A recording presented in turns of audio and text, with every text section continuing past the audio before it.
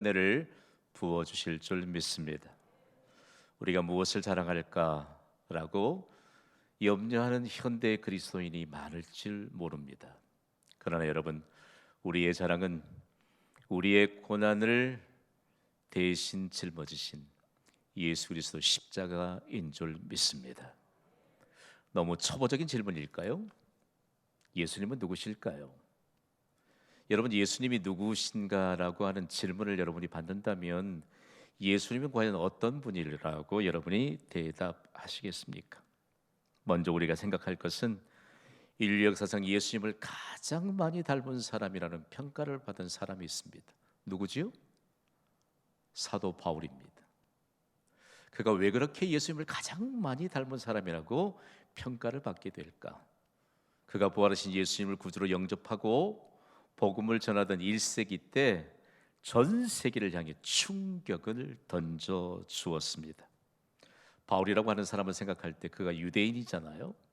그런데 그는 로마의 영토인 길리기아 다소 지방에서 태어났습니다. 그러니까 나면서부터 로마 시민권을 받았죠. 당시의 로마 시민권은 현재의 미국 시민권과 맞먹는 권위를 가지고 있습니다. 많은 사람들이 동경하던 로마 시민권을 나면서부터 그곳에 이민을 갔던 자기 아버지 덕분에 로마 시민권을 갖게 된 것입니다. 그리고 그곳에서 당대 세계 제1의 석학으로 평가받았던 가말리엘의 문화생으로 그가 배우면서 자랐잖아요. 그도 결국 세계 최고의 석학이 되었습니다. 이 두 가지만 가지고도 부러울 것이 없습니다. 요즘으로 말하면 미국의 시민권, 그리고 가장 명문 대학인 하버드대 출신이었기 때문에 얼마나 그 두 가지로도 자기의 자존감이 높았는지 몰라요. 그런데 그에겐 더 자랑할 것이 많았습니다.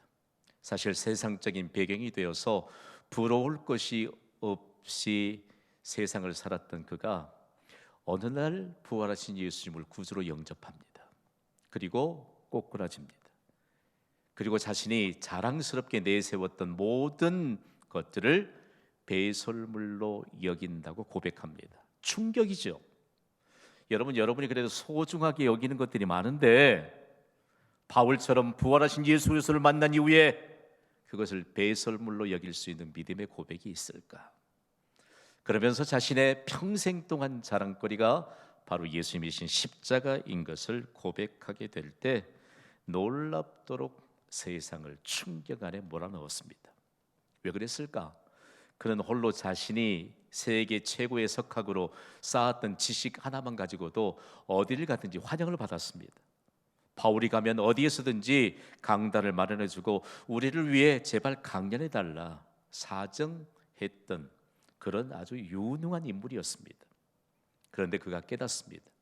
자신이 가졌던 지식보다도 예수 그리스도를 아는 지식이 가장 고상한 것임을 깨달았습니다. 그 후에 그는 온 세상을 향해 예수 그리스도 즉 복음을 전하는 이방의 사도로 쓰임 받게 된 것이죠. 바울은요, 충격을 던져주기에 너무너무 중요한 복음을 생명처럼 여겼는데 당시에 바울이 살던 시대에 정말 돈 많은 도시 하나 있었거든요. 질이 좋은 포도주를 생산해서 전 세계에 수출하던 도시 혹시 기억하십니까? 그 도시가 바로 성경에 기록된 골로새라고 이름하는 도시입니다. 그 사람들은요, 아침에 일어나면서부터 고민이 하나 있었는데 어떻게 하면 어제 흠뻑 취했던 포도주에서 깨어날까? 부질없는 노력이었지요. 그들을 향해 예수 그리스도의 복음을 전할 때 그들이 깨어지기 시작합니다. 골로새 1장 15절과 16절의 증거를 우리 힘있게 읽어보겠습니다. 시작. 그는 보이지 아니하는 하나님의 형상이시요 모든 피조물보다 먼저 나신 이시니 만물이 그에게서 창조되되 아멘. 누구를 일컫지요? 예수 그리스도입니다. 여러분, 내 안에 계시는 예수님, 우리가 구주로 영접한 예수님은 보이지 아니하시는 하나님의 형상이십니다. 그분이 온 세상 모든 만물을 창조하신 하나님이십니다. 보이지 않는 하나님의 형상이라고 할 때 우리는 형상이라고 하는 단어를 잘 꿰뚫어야 합니다. 형상, 신약 성경은 헬라어로 기록이 됐습니다. 신약의 원문인 헬라어는 형상을 에이콘이라고 하는 단어로 기록하고 있습니다. 이 에이콘이라고 하는 단어에서 영어 단어인 아이콘이 파생되었습니다. 여러분 아이콘 잘 아시죠? 컴퓨터 바탕화면에 수없이 깔려 있는 아이콘. 이 아이콘의 의미가 바로 실체를 그대로 드러내주는 이미지입니다. 뭘 얘기할까요? 여러분 예수 그리스도를 클릭하면 본체이신 하나님이 드러납니다. 믿습니까? 내 안에 계시는 예수님이 하나님이시라니까요. 그런데 우리가 하나님의 형상으로 지음받았다는 사실도 아십니까? 우리를 클릭하면 예수 그리스도가 드러나야 합니다. 오늘 2021년 3월 21일 주일 3부 예배 깨어지는 역사가 있기를 주님의 이름으로 축복합니다. 보이지 않는 하나님의 형상이신 예수 그리스도를 증거했고 그분이 온 세상 우주 만물을 창조하신 하나님이신 것을 선포할 때 어떤 반응이 일어나게 될까라고 하는 것인데요. 제가 바울 사도를 연구하면서 바울 사도가 길리기아 다소에서 그렇게 먼 거리가 아닌 터키의 중부 지역이 바로 길리기아 다소 지역 아니겠습니까? 그곳에서 가장 세계의 번영을 세상에 알리고 주름잡았던 고대 에베소라고 하는 도시가 있는데 에베소에 발을 딱 내딛는 순간 바울이 로마 황제의 이름이 붙은 광장에서 그가 쌓았던 지식에 대해서 강연한 것이 아니고 주 예수 그리스도는 보이지 않는 하나님의 형상이시다. 그분이 모든 만물을 창조하셨다. 그분이 우리를 하나님의 형상으로 창조하셨다. 그리고 그분이 우리의 죄를 대신 지시고 십자가에서 고난을 당하셨다. 왜 하나님이 죄가 없으신데 십자가에서 인류의 죄 때문에 고난을 당하셨던가에 관한 내용들을 저는 그곳에서 문헌을 통해 손에 쥐면서 얼마나 그들과 함께 가슴을 찢었는지 모릅니다. 전 세계에 내노라는 사람들이 돈 많이 있고 지식이 출중한 사람들이 바울이 증거하는 예수 그리스도의 복음을 듣고 이런 감동을 받은 것입니다. 세상의 모든 만물을 창조하신 예수님이 죄인들을 위해 고난을 받으시고 십자가에서 피 흘려 죽으신 이유는 도대체 무엇인가? 그들이 흐느끼기 시작한 것입니다. 예수님이 고난을 받으신 이유가 도대체 무엇입니까? 죄와 허물로 죽었던 우리를 살리시기 위함입니다. 믿으시기 바랍니다. 이것이 예수님이 받으신 고난의 신비입니다. 이 고난의 신비를 깨달아 알도록 주의 영이신 성령이 오늘 3부 예배에 함께 하신 줄 믿습니다. 그렇다면 오늘 죄인 되었던 우리를 대신해서 예수님이 고난을 받으셨던 그 현장을 우리에게 보여주십니다. 그 현장을 우리는 결단코 놓쳐서는 안 됩니다. 그 현장이 어디일까요? 예수님이 십자가를 지시기 전 제자들과 최후의 만찬을 나누시고 성찬을 제정하신 이후에 제자들과 함께 찬송을 부르면서 감람산으로 가잖아요. 기드론 시내를 건넜습니다. 저는 그 대목을 우리가 함께 읽다 보면 우리가 하나님께 예배하러 나올 때 과연 어떤 심정으로 나올까? 여러분, 오늘 이 예배에 말씀으로 임재하신 하나님이 우리의 모든 문제의 해답이신 줄 믿습니까? 그러시면서 제자들을 조금 가까이에 차별해서 두시고 그리고 예수님은 땀방울이 핏방울이 되도록 기도하십니다. 그때요, 예수님을 시기했던 유대의 종교 지도자들이 군사를 보냅니다. 칼을 손에 쥐게 하고 그리고 우리로는 아주 생소한 무기를 손에 쥐어주면서 예수님을 붙잡아 오라고 명령한 것입니다. 마치 죄인처럼 그들이 예수님을 잡고 끌고 가야방 관정으로 그렇게 예수님을 끌고 가서 불법으로 그 밤중에 유대인의 최고 우결기관인 산헤드린 공회를 엽니다. 불법이지요. 밤중에 열었기 때문에. 그러면서 예수님이 하나님을 모독했다라고 하는 죄의 명을 씌워서 사형을 선고했습니다. 그런데 로마 제국의 식민 통치를 받았던 유대 나라는 사람을 죽일 권한, 사형을 집행할 만한 권한이 없었습니다. 이게 식문지의 아픔입니다. 그래서 그들은 또 불법으로 새벽에 로마 제국의 총독인 빌라도의 관정으로 예수님을 데려가서 고소합니다. 이것이 바로 오늘 예수님의 고난이 시작된 현장인 것입니다. 그렇다면요, 왜 그들이 예수님을 시기했을까? 여러분 이해가 가십니까? 복의 주관자이신 하나님을 피조물들이 시기했다라고 하는 사실을 여러분 아세요? 저는요, 이 말씀을 어떻게 우리가 좀 받아들여야 될까? 여러분, 교회의 성도들의 신앙이 부흥되고 교회가 성장되는 것이 당연한 줄 믿습니다. 이게 복이지요. 그런데 말이에요, 교회가 성장하는 것을 교회를 모르는 사람들은 신경도 쓸 겨를이 없어요. 그거 아세요, 여러분? 교회가 성장하면 누군가는 사단의 도구가 될 수 있습니다.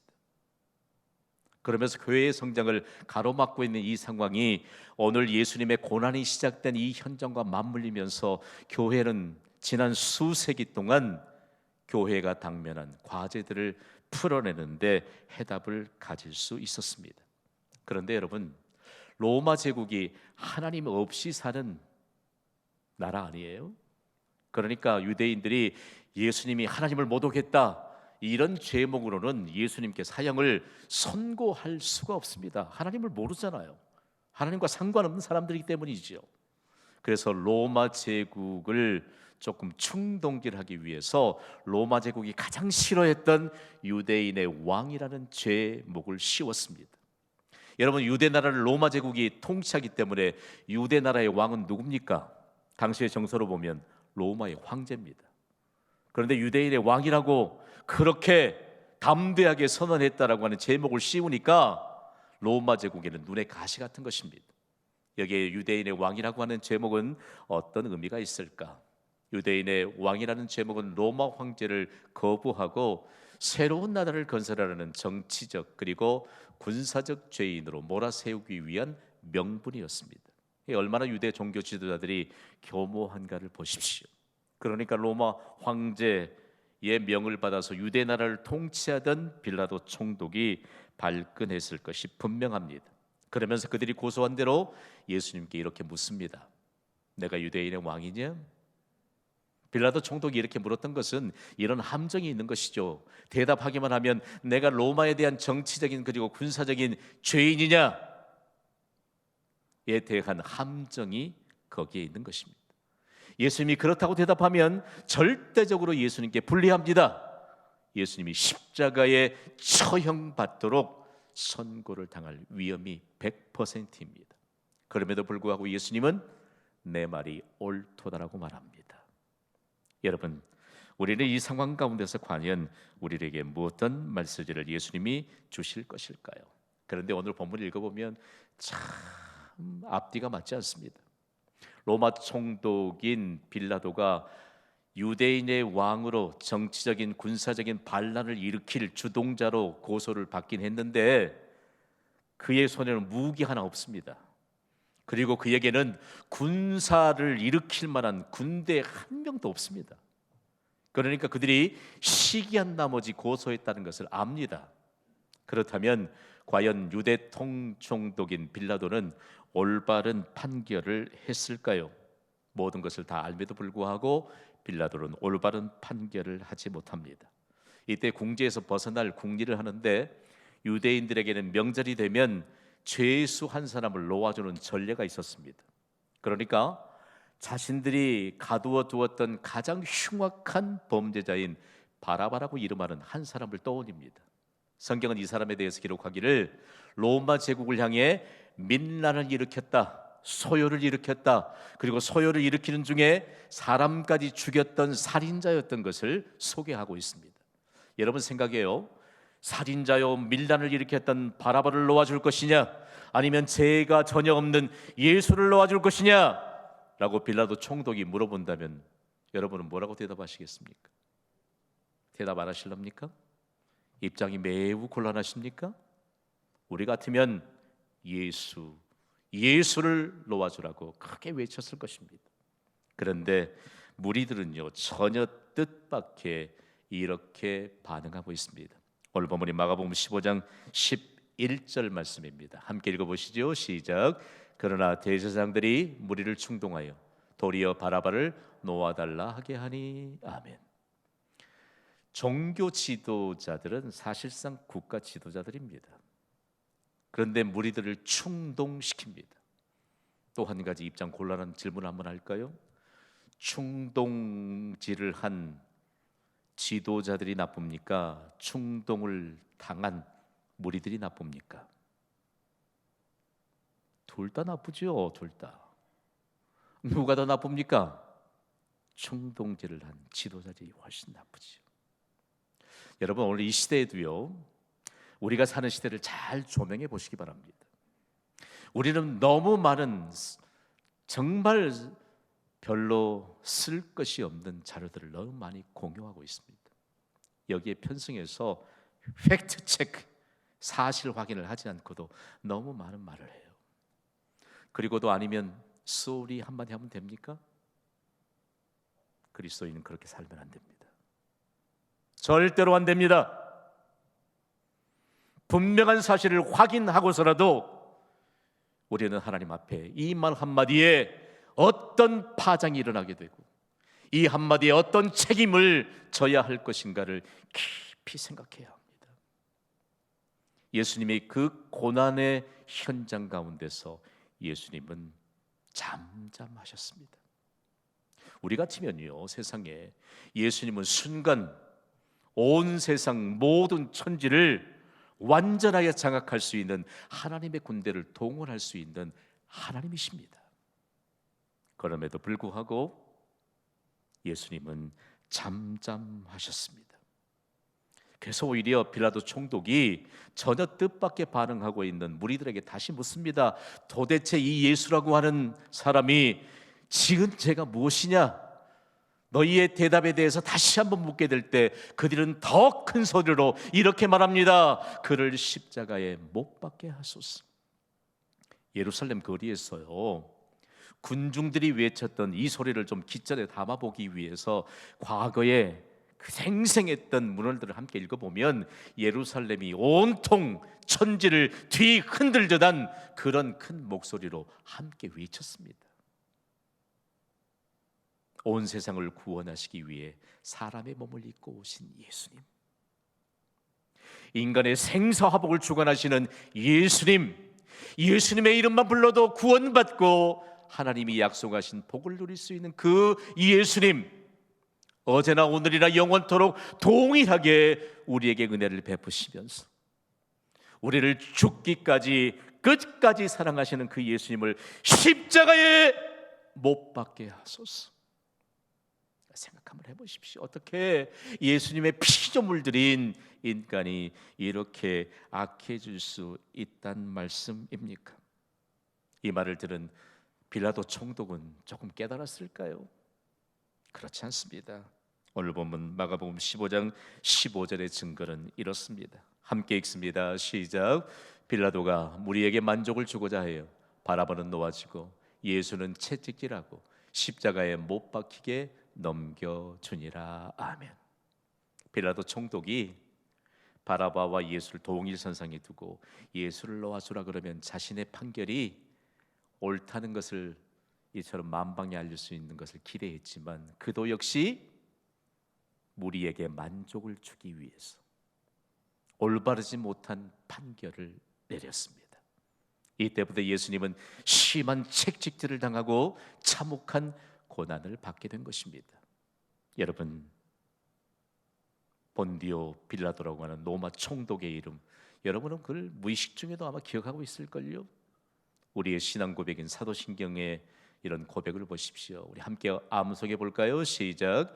전능하사 천지를 만드신 하나님 아버지를 내가 믿사오며 그 외아들 우리 주 예수 그리스도를 믿사오니 이는 성령으로 잉태하사 동정녀 마리아에게 나시고 본디오 빌라도에게 고난을 받으사 십자가에 못 박혀 죽으시고 본디오 빌라도의 그릇된 판결로 인하여 예수님은 심한 채찍질을 당해야 했습니다. 참혹한 고난이 시작이 된 것입니다.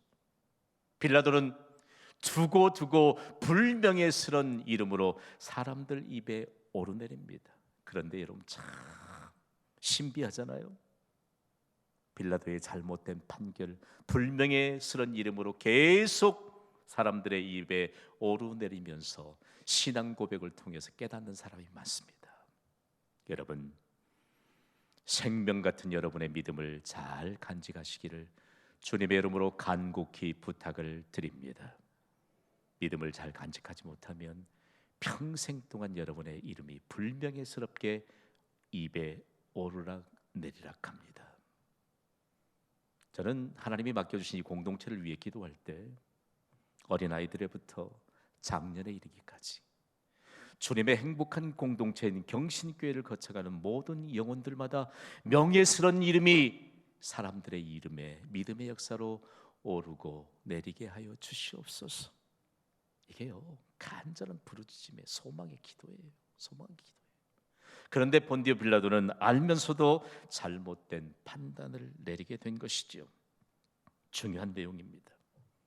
예수님을 모욕하기 시작합니다. 예수님은 유대인의 왕으로 오셨지만 만왕의 왕이십니다.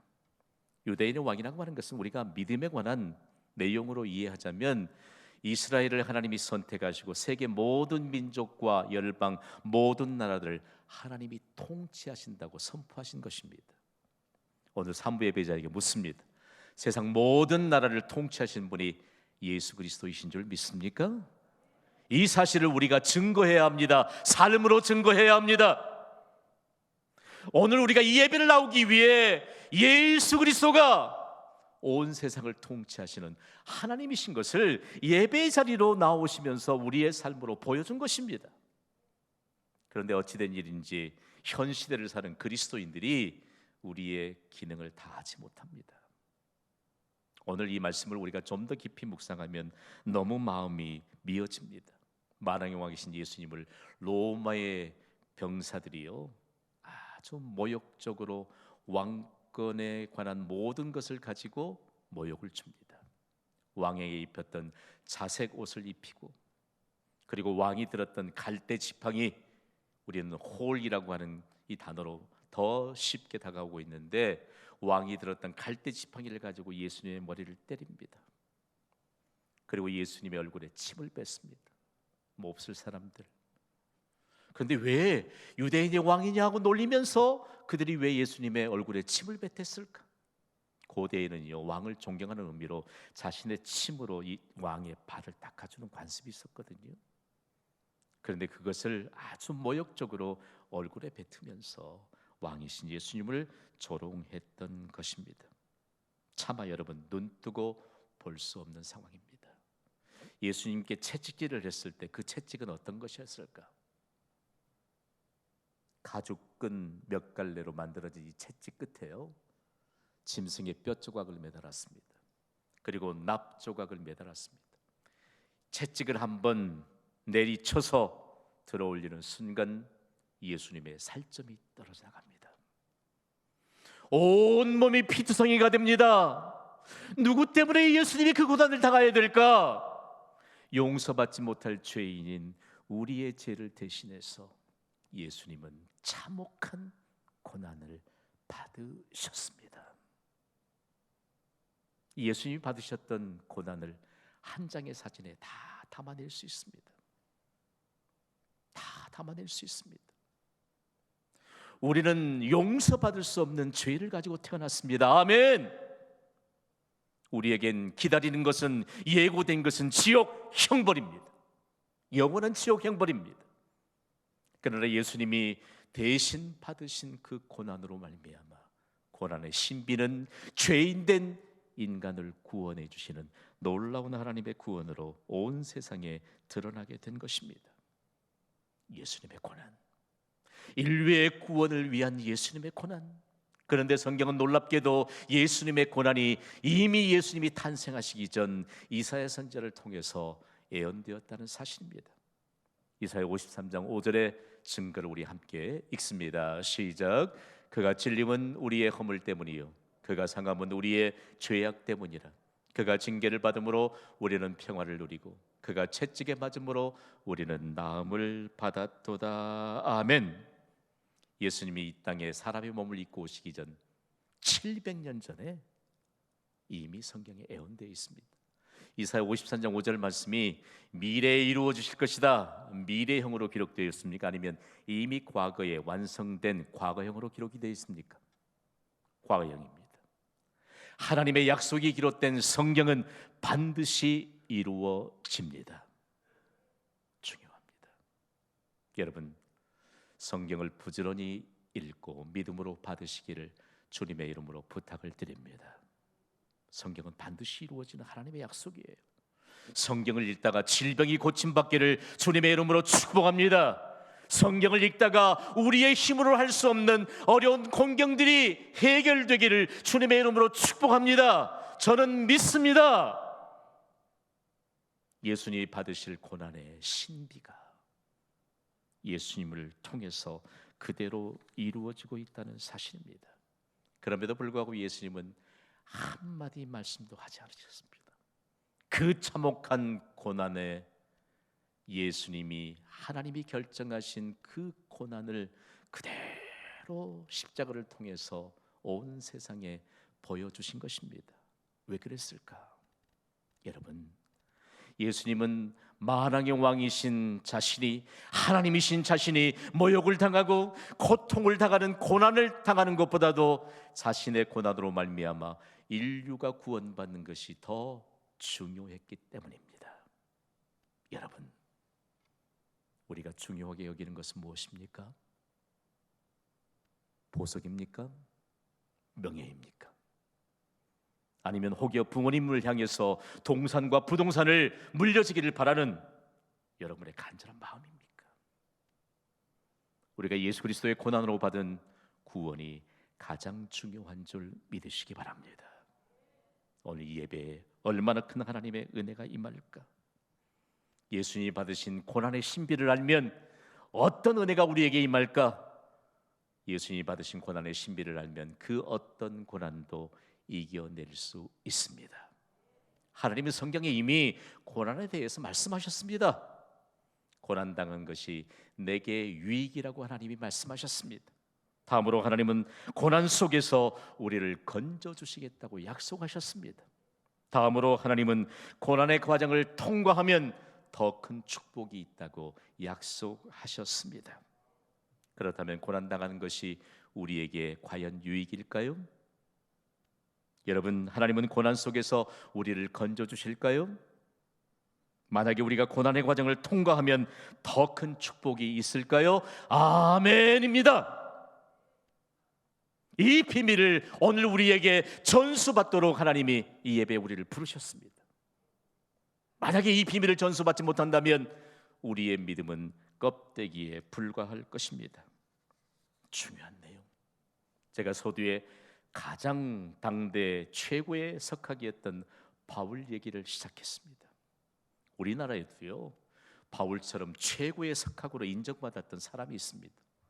이 사람이 자기의 뛰어난 출중한 지식 하나로 어디 가든지 환영을 받고 그거 하나가 자랑할 것이 너무너무 큰 것이었는데 어느 날 갑자기 이 사람이 세례를 받는다는 소문이 파다합니다. 전국이 떠들썩거립니다. 아니, 어떻게 자신의 지식을 최고의 것으로 여겼던 그 사람이 세례를 받고 구원을 받는 구원의 역사가 임하였을까? 그 사람이 우리나라의 초대 문화부 장관을 지낸 이어령 박사입니다. 어떻게 그가 구원을 받게 되었을까? 고난의 신비를 깨달았기 때문입니다. 그에게 고난의 신비를 깨닫게 한 것은 이어령 박사가 가장 아끼고 사랑하던 그의 딸 때문이었습니다. 이어령 박사께서요, 어느 해 4월 새벽 공기가 푸성기처럼 풋풋하게 느껴질 때 이런 고백을 했습니다. 나 세례받는다. 나 세례받는다. 그러면서 그가 하나님 앞에서 이런 독백을 합니다. 하나님, 어쩌자고 자신도 없으면서 이런 맹세를 했을까요? 이건 너무너무 세상이 충격을 받을 그의 고백 아니겠습니까? 이분이 세례를 받겠다고 고백하고 맹세했던 것은 독실한 신자인 그의 딸에게 질투를 느꼈기 때문입니다. 그래도 그 딸에게 이여령 박사 같은 아버지님은 너무너무 존재감이 뚜렷하고 자존감이 높은 자랑스러운 아버지 아니겠어요? 그런데 그 딸이 어떤 딸로 그에게 다가왔을까? 그의 고백이 참 진솔해요. 피가 뚝뚝 통하고 널 낳아주고 키워준 아버지가 있는데 그 아버지보다 더 좋은 아버지가 있다니. 그 딸은요, 아버지인 자신의 유전자를 받아 세상에서 으뜸가던 딸이었습니다. 그런데도 그 아버지보다도 더 귀한 아버지에 대한 고백을 하고, 그리고 말로 다 표현할 수 없는 존재이신 아버지에 대해서 고백을 하고, 육신의 아버지가 줄 수 없는 것도 줄 수 있는 아버지가 있다고 자랑합니다. 자신은 그 딸에게 못해준 것이 없는 아버지였습니다. 그럼에도 불구하고 자신처럼 출중한 아버지가 해줄 수 없는 것도 해줄 수 있는 아버지가 있다고 자랑하는 그 아버지의 이름 앞에서 이분이 무릎을 꿇게 된 것입니다. 그리고 그것이 자신이 받은 세례의 의미라고 그가 쓴 우물을 파는 사람이라는 책에서 고백하고 있습니다. 지금 이여령 박사는요, 예수님이 받으신 고난의 신비를 깨닫고 난 이후에 수많은 사람들에게 자신의 삶으로 어떤 고난도 이겨낼 수 있다는 것을 온 세상에 말없이 증거하고 있습니다. 우리 자녀들에게 뭘 가르치고 계십니까? 내가 해줄 수 없는 것 수없이 많을 텐데 내가 해줄 수 없는 것조차도 이루어줄 수 있는 아버지가 계신단다. 그 아버지를 만방에 증거하시기 위해 예수님은 죄인 되었던 우리를 대신하여 고난을 받으셨습니다. 그 고난을 통하여 우리가 구원을 받게 되었고 영광스러운 천국 시민으로 살아가고 있습니다. 오늘 우리 앞에 펼쳐진 고난은 무엇입니까? 예수님이 받으신 고난의 신비를 아는 순간 그 어떤 고난도 이겨낼 수 있음을 믿고 오늘 이 예배를 자리를 떠나 우리의 삶의 현장에서 예수님이 받으신 고난의 신비를 삶으로 증거할 수 있게 되기를 주님의 이름으로 축원합니다. 기도합시다. 가슴에 손을 얹어보세요.